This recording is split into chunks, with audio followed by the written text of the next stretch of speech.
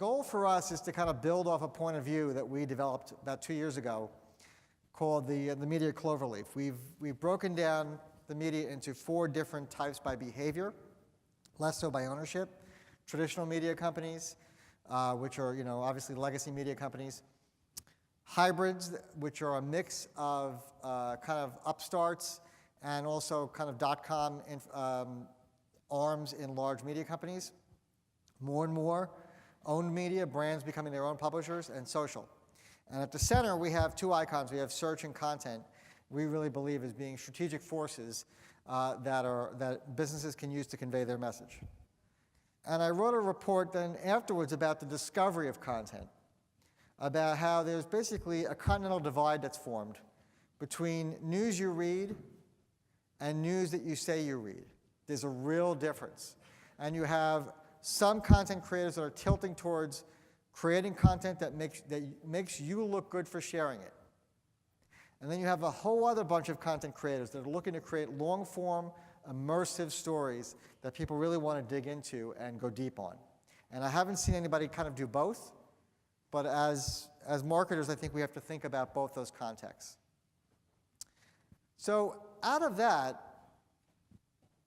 I still had a lot of questions around my head, and I started then to look at the money and how the money was moving in the media and marketing ecosystem. And I'll just tell you a story. As part of the briefings that I did, I went to the Associated Press, and they laid out for me a whole bunch of different monetization options that they wanted to try.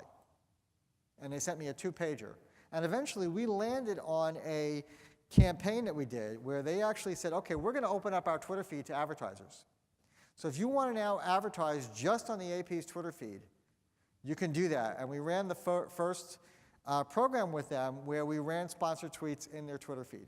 And I can just tell you that that costs a fraction of what it would cost to advertise on Twitter. And they have 1.7 million followers, and I'm going to argue a very trusted channel. That's an opportunity that did not exist before. And there's something systemic there that's causing that all around the media world. More and more, the media companies are opening up to branded content and allowing brands to share their content there, and that's new. And out of economic disruption, which you talked about, come great opportunities, ones that were never there before, along with disruption and a whole lot of questions that come out of that. So this starts with something that's been happening for years. Scarcity is eroding. It's hard now to amass large audiences the way you used to, and that means money problems for everyone, even Oprah. Some of these media companies will be able to replace the disruption that's happening with the loss of an erosion of audiences with subscription revenue. The Times now makes more dollars from readers than they do from advertisers online. And that shift happened last summer. The public editor of the New York Times wrote about that a few weeks ago. But here's the problem. Most of the ads that you see bought and sold on the web are increasingly sold through trading exchanges, large ad networks. And they're being traded through what's called programmatic buying, bought and sold like pork bellies.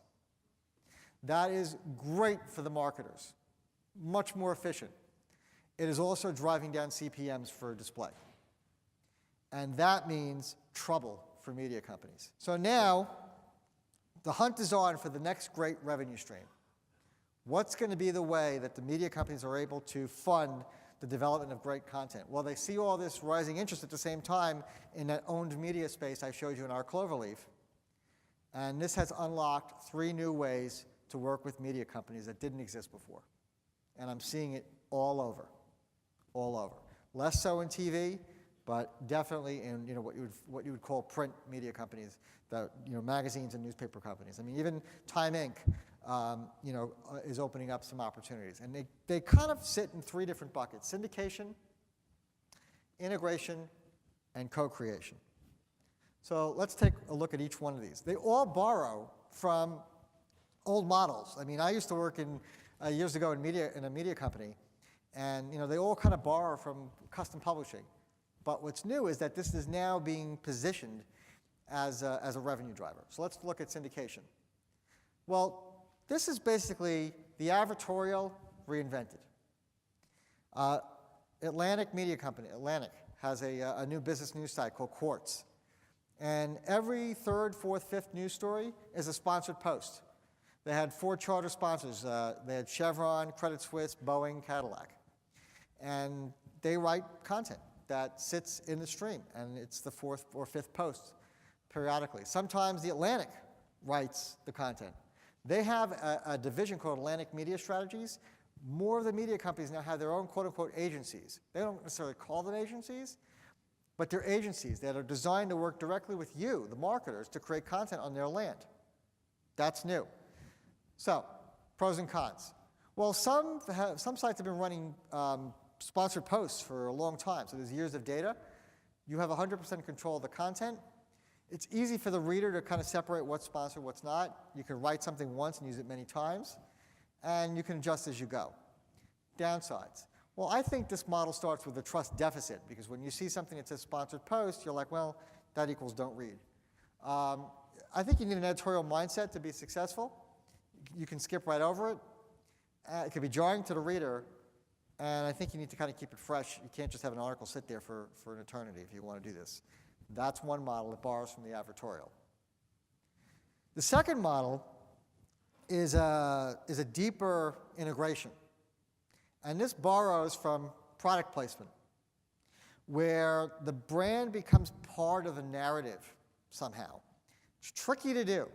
But BuzzFeed, I think, is the one that's kind of driving this as their core business model. You can't buy display advertising on BuzzFeed. If you want to participate, it's a very bespoke process where they sit down with you and they figure out how to help you create content that's going to weave you into the narrative. It's not just BuzzFeed, though.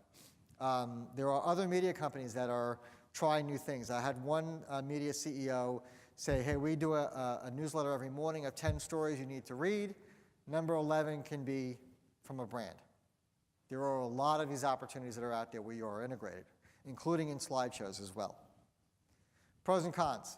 Well, it's hard to miss a sponsor. It can be simple, huge diversity of options, a lot of room to innovate.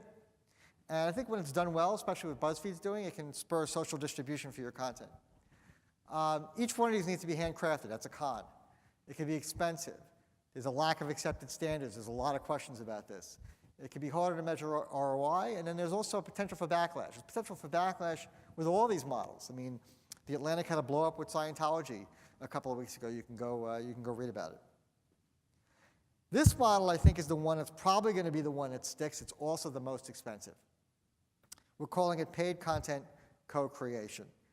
And the metaphor is the baseball stadium. You got a baseball stadium that has no name, and then a sponsor comes in like Citi, and it becomes named, Citi Field. But they're not responsible for the editorial product on the field, which are the Mets, which we can insert joke here. Sorry, I'm a lifelong Yankee fan, so as you can tell. Business Insider is doing that, right? So they're creating verticals on their site that didn't exist before. The sponsor comes in, funds it. Sometimes they create content as part of that. Other times it's completely editorial content, but it's brought to you by the sponsor. And I like this model a lot because, for one, everybody wins. The reader wins, the advertiser wins, everybody. It's good for everybody. It's more like a media buy. The client has directional oversight. Diverse options includes research and events. Again, nothing new. That's been happening for decades. A lot of media partners like this model too. They seem to, it's pretty clean. They like the lines. I actually think it comes at a trust surplus because you're bringing something of value to the reader that didn't exist before. And hopefully there everybody wins. It's more of a commitment. Sometimes these things are distanced from editorial. They have they'll put it like on a 15th tab on a website. They'll have, news, finance, sports, knitting, semaphore, your stuff. And so I think they need to kind of bring that a little bit closer to the, to where the rest of the content is. The lines can get blurry as more media companies look to make money from commerce and affiliate links. You have no say in editorial, and this is the most expensive model I've seen so far. It can be very expensive. So I showed you my Cloverleaf at the beginning. And I think that when we go out at Edelman and we talk to clients about that, they think about them as elephants and zebras. They see them as being very separate. But the reality now is that, as we talked about convergence, which is very disruptive, we don't have elephants and zebras anymore. We have zeblelephants, where you really can't tell where one ends and where one begins. And that is disruptive. There's a lot of questions around that, but this is just what the new reality is like, and it's being driven by money. For us, that means content is no longer optional. It's imperative. Why? Because it will become one of the primary ways that we advertise on these sites. I don't think that means display goes away. I don't think it means search goes away or social buying goes away.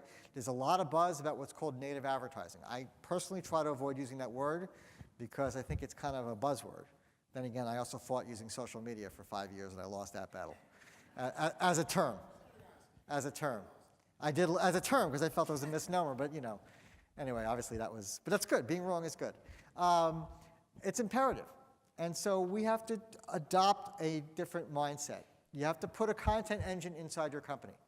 If it's not there already, you need to think about how to get in there. The great news, a lot of journalists looking for work, ready to go, and they want to go work inside companies. I mean, when my appointment was named last week, I got a lot of resumes from journalists who were looking for jobs inside companies. So content is no longer optional, it's imperative, and I think that it's being driven by this economic model.